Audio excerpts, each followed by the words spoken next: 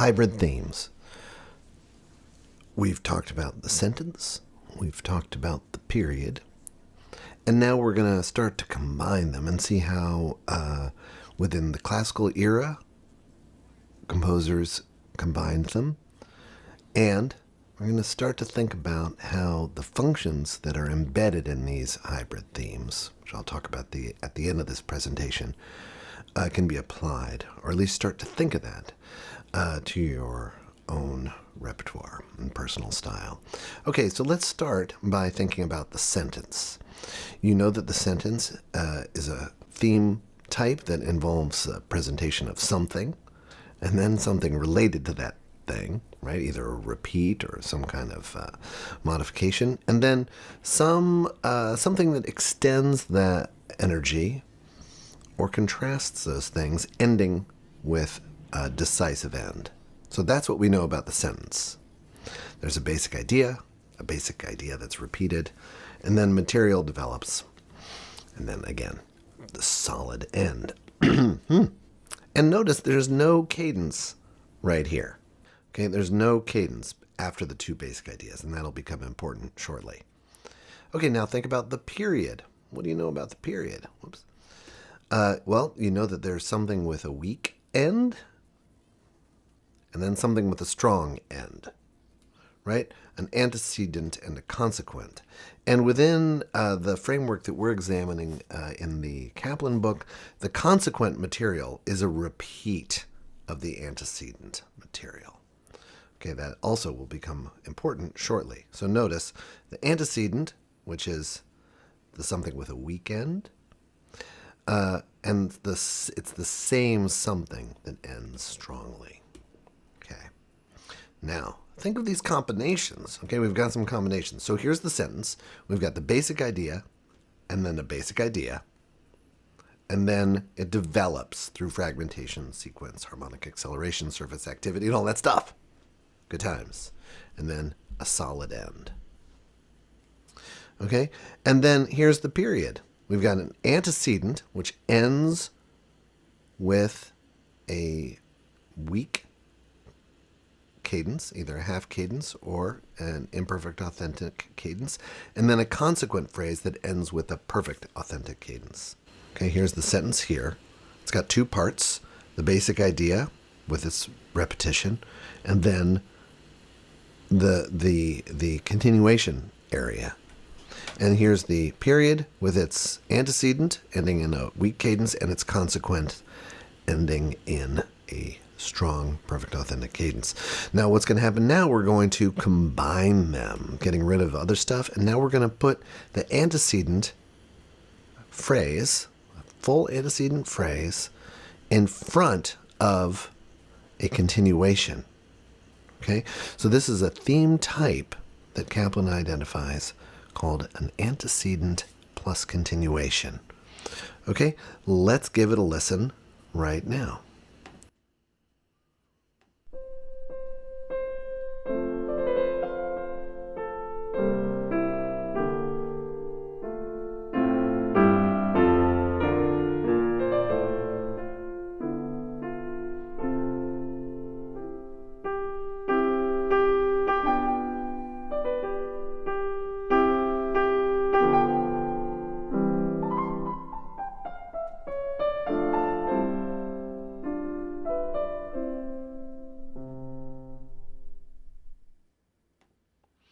Okay, so here we have our basic idea and then a contrasting idea. So there are two different little subphrases here, which he's calling basic idea or contrasting idea.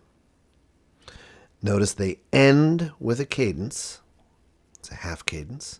And then we continue the material grabbing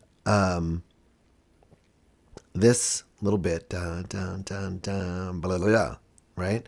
That material now picks up the pace a little bit, ending with a perfect authentic cadence.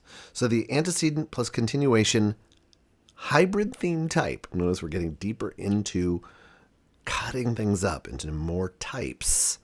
Begins like a period, but ends like a sentence. All right, so it begins like a period as an antecedent with a solid but weak cadence, and then continues like a sentence with this accelerated material. All right, let's move on to our next type. Antecedent plus cadential. Okay, so this is the same as what we just heard at the beginning, but now this new material in the second phrase contrasts the antecedent. Okay, now Kaplan uses the idea of expanded cadential progression. So what I take that to mean is now we're moving strongly towards the end. We're not hovering within a chord area. We're moving towards the end.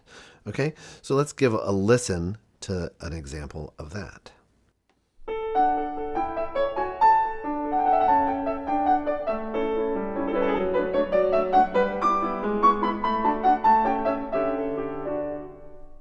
So here, Kaplan is saying we've got this beginning idea. It's got a contrasting idea with a half cadence right there. So it has a cadence, albeit a weak one. And then the material from here, there's no material from the first half in the second half, which he is calling a cadential area, right? An expanded cadential progression. Okay, so it's very much like a period, but the second phrase contrasts with the first, and it lacks the kind of development you'd hear in a continuation phrase, right? So we're not having a little motivic development. We're not having an accelerated rhythmic activity. All right, let's go to the next one. The compound basic idea plus continuation. So we've got our basic idea, but now we have a contrasting idea. So we have something and then a little something different. Okay? And then the material develops through fragmentation, sequence, and acceleration. So it's like a sentence at the beginning. Notice there's no cadence here. Okay?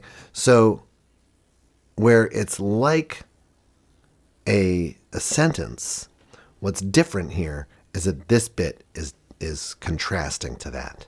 Okay, let's listen to an example of that.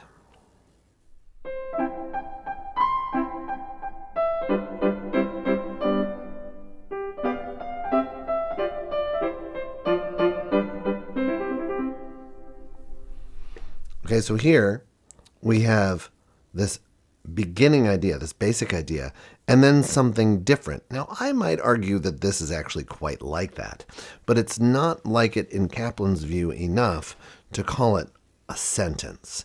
Notice that there's no cadence here. Okay, now, finally, we have the compound basic idea plus consequent. So instead of having just a straight up continuation area here, we have an almost repetition, or at least repeated material from the first to the second. Again, with no cadence here. Placement of these cadences is important. Okay, let's have a listen.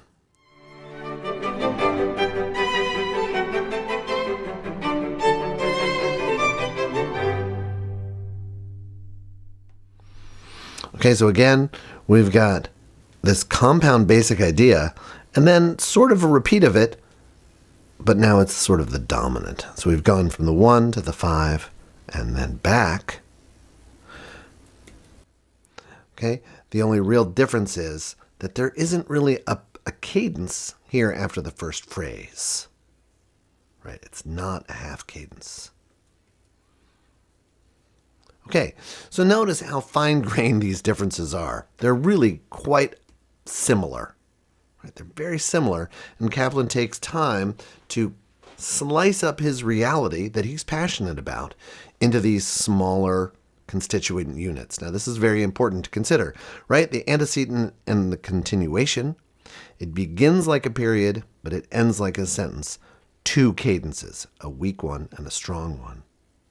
Then the antecedent plus cadential is very much like this, two cadences, but the difference is the second phrase isn't developing material from the first phrase like the antecedent plus continuation.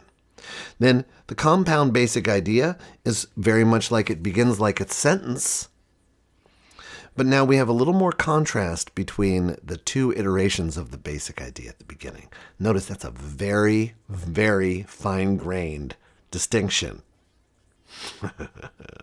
It's not like, oh, this is a 1 chord and this is a 5 chord. Those you can argue pretty easily over. This gives a lot more room for interpretation. What is like what? What contrasts with what? Okay, and finally, basically a period, but with the difference that the first phrase lacks a cadence. Okay, so in your analysis, now you know that these are two things. We've got your sentence, we've got your period, and then we've got these finer grained distinctions, which Kaplan is calling hybrid. Okay, you're going to continue to do your harmonic analysis like you've been. You're going to continue to look for cadences, but now you know that the role of the cadences is important in distinguishing these. Okay, you're going to continue to label your embellishing tones, and you're going to use this lexicon for now, right? Because we're aligning our thinking within this period to Kaplan's, and he's using BI for basic idea, CI for contrasting idea, for fragmentation.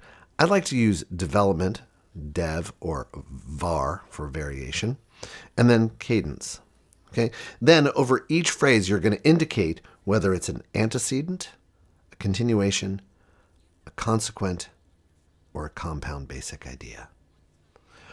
That's all for now, except remember to think about how this might apply to other kinds of music. Notice that all of these function, you'll see he's got a little sidebar on focus on function. These different ways of handling material and cadences, right? The cadences give us little pauses. They tell us where we are within a musical landscape. Are we initiating an idea? Are we continuing an idea? Or are we ending an idea? And the way material is handled tells us where we are within the space of that music, right? Are we at the beginning? Are we at the middle? Or are we at the end? Now, that is all.